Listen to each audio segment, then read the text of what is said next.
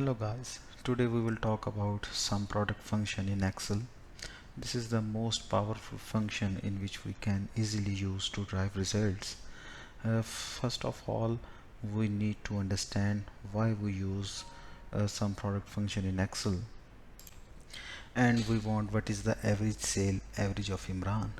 Now if we use average formula to calculate the results, it will give us wrong answer because results are already in percentages and averages of averages will be reflected, which is obviously not correct. So to avoid this hassle, we will use SUMPRODUCT function. First of all is equal to SUMPRODUCT bracket start.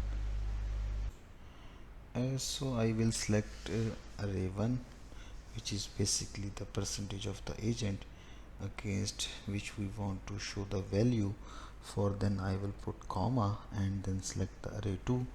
I will select the name of an agent and then put comma again, and lastly divided and sum of agents value, then bracket close and press enter, and this will give us the desired result.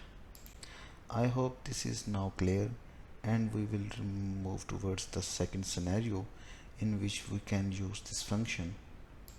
In this example you can see there are multiple products like keyboard, notepad, etc.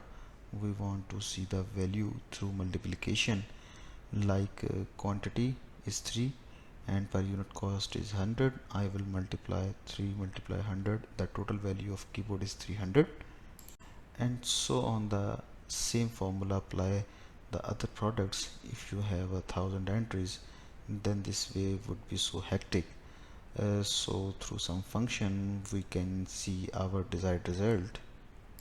So I will select this cell, put in is equal to SUMPRODUCT, and now select array 1, which is basically quantity of the each product, and select array 2, price of the per unit, and then bracket close and press enter.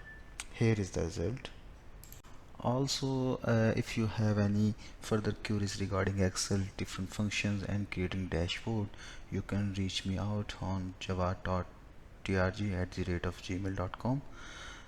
I have also put my email and Facebook page link in the description below. Take care guys, I will be back again with a new video on Excel and its function. Stay tuned.